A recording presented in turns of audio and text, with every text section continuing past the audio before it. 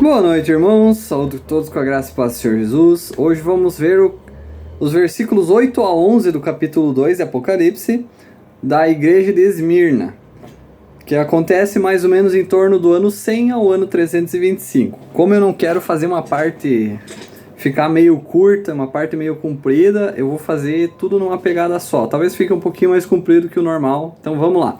Versículo 8. E ao anjo da igreja que está em Esmirna escreve: essas coisas dizem o primeiro e o último, que estava morto e está vivo.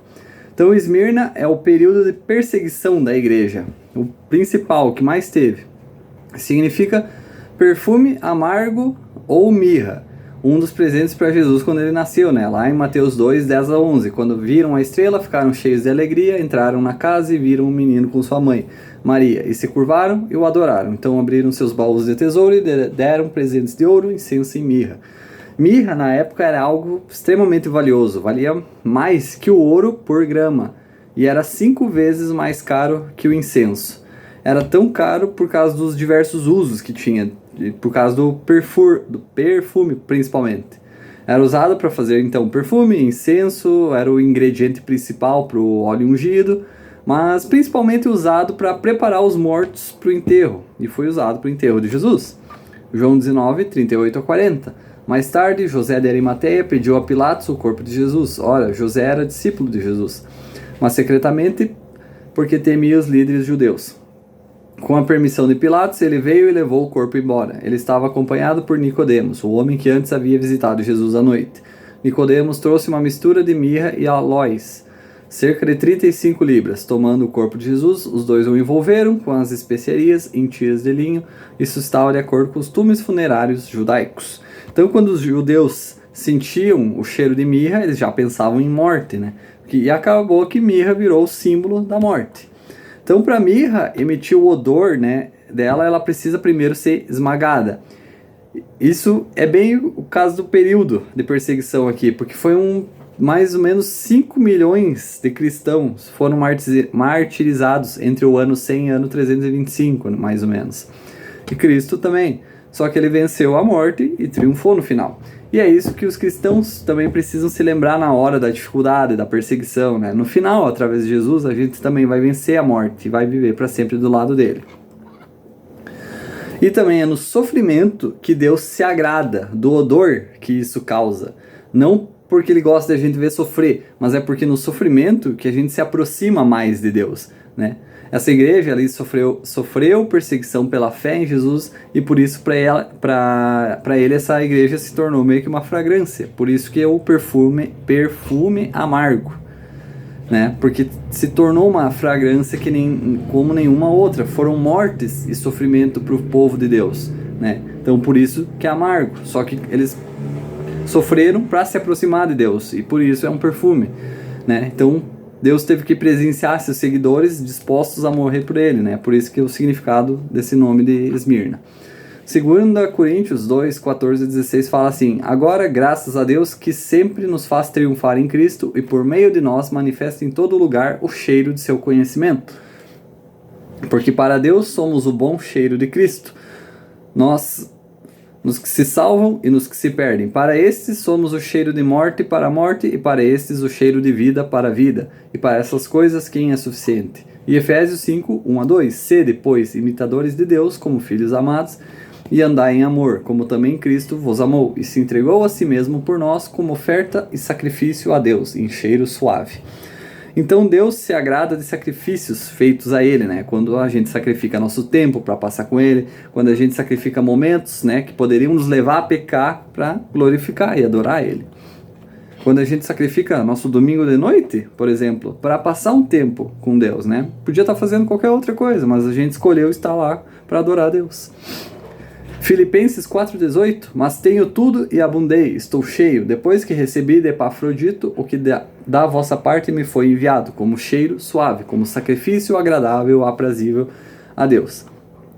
Então, quanto mais a gente faz, quanto mais a gente sacrificamos, mais coisas a gente deixa para trás, mais a gente se aproxima de Deus, e melhor vai ser o nosso perfume para Ele, né? E o sacrifício supremo que a gente pode fazer é morrer pela fé, é ser martirizado pelo nome de Jesus.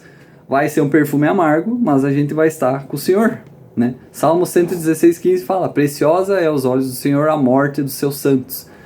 Então Deus quer que a gente aproveite a vida, tenha uma vida boa e próspera, mas Ele nos quer mais ainda com Ele, né? Então meio que para Deus prefere a nossa morte, não por causa que Ele quer que a gente morra, mas porque quer que a gente esteja com Ele, né? Eclesiastes 7:1: melhor é o bom nome do que o perfume precioso, e o dia da morte do que o dia do nascimento. Então tá aí. Versículo 9: conheço as tuas obras e a tribulação e a pobreza, mas tu és rico, e conheço a blasfêmia daqueles que se dizem judeus e não são, mas são sinagoga de Satanás. Os gregos tinham duas palavras para pobreza: pinais, que era uma pobreza ali sem luxúrias, apenas o necessário, né? Tinham comida, tinham roupa, tinham moradia, mas nada esbanjando. Mas a palavra usada nesse versículo aqui era patóquia, onde eles não tinham absolutamente nada, só a roupa do corpo, e não sabiam nem quando ia ser a próxima refeição. Então Jesus sabia que eles não tinham nada, e ele entendia isso. Também teve vezes que ele ficou sem nada. E por causa da perseguição da época, os cristãos não tinham nada, né? Mas tudo que eles precisavam fazer para manter os bens deles, né, para não perder, era dizer que César era o Senhor. E aí eles podiam manter tudo isso. Só que eles não fizeram, por causa da fé. Jesus é o único e verdadeiro Senhor. Por isso Jesus diz que mesmo eles sendo pobres, eram ricos, né? Eram pobres fisicamente, mas espiritualmente ricos. E a Bíblia, de fato, ela nos manda juntar tesouros no céu. Essa é a verdadeira riqueza que importa. Mateus 6:19-20: não acumuleis para vós tesouros na terra, onde a traça e a ferrugem destrói, e onde os ladrões minam e roubam.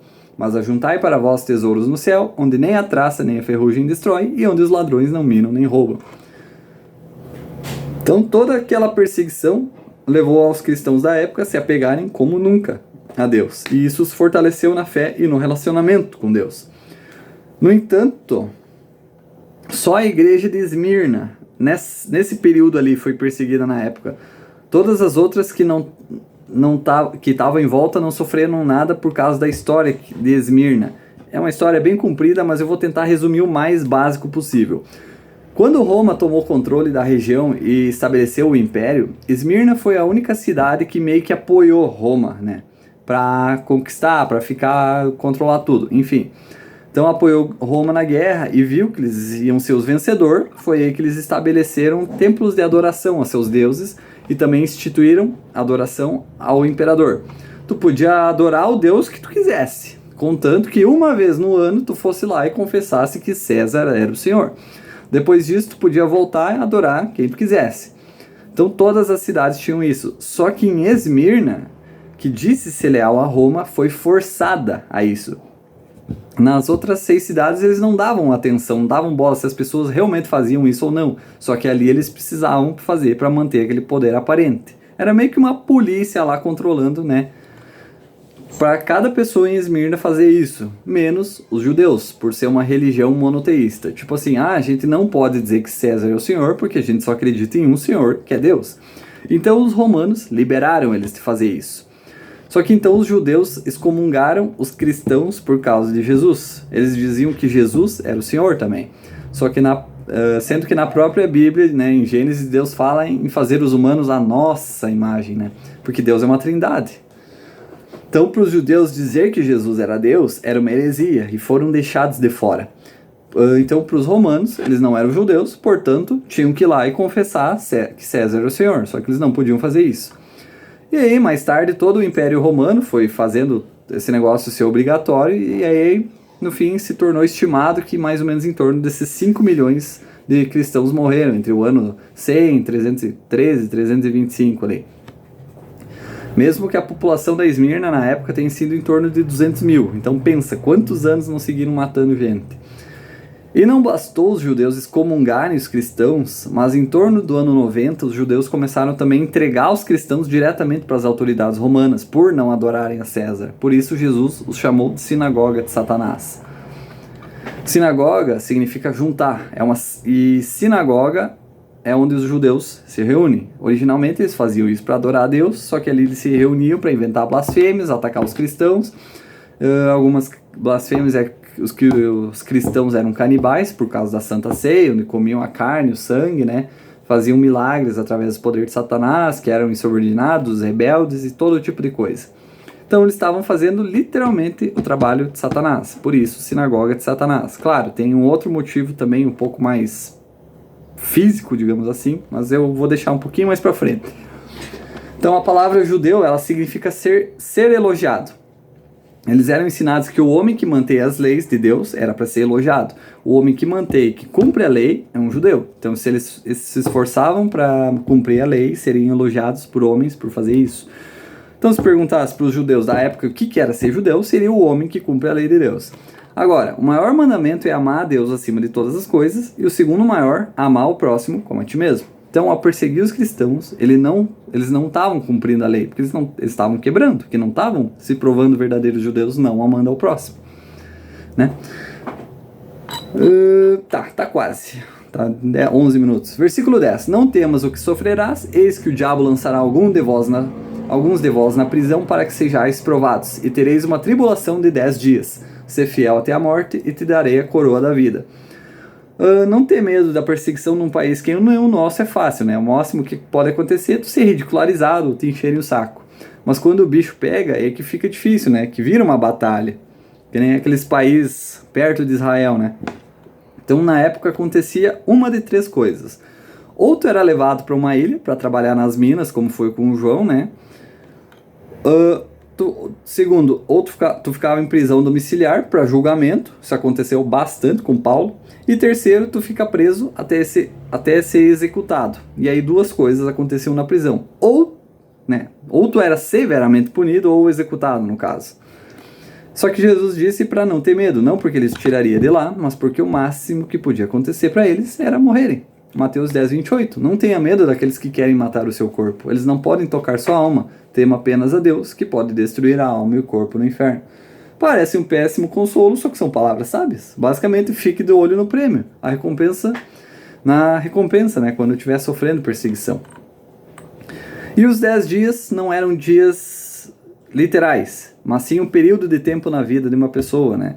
Como, por exemplo, Gênesis 5, 8 e 11. E foram todos os dias de Sete, 912 anos, ele morreu. E foram todos os dias de Enos, 905 anos, e ele morreu. Então, dias nem sempre se referem necessariamente a dias, mas a tempos específicos. E aqui, nesse caso, é um tempo de reinado.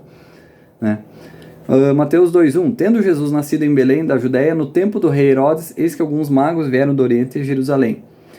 Então os dias eles meio que têm significados diferentes. Esses de Apocalipse ali foram o tempo de reinado de 10 imperadores, até terminar o período de perseguição com Constantino, que abraçou o cristianismo. E versículo 11, quem tem ouvidos ouça o que o Espírito diz às igrejas, aquele que vencer não sofrerá o dano da segunda morte. E a segunda morte, né, seria o lago de fogo, né, a morte definitiva. Quem passa por essas tribulações e nunca negava Jesus como Senhor vai ser salvo. Então, Deus abençoe a todos, pessoal. Até o próximo vídeo.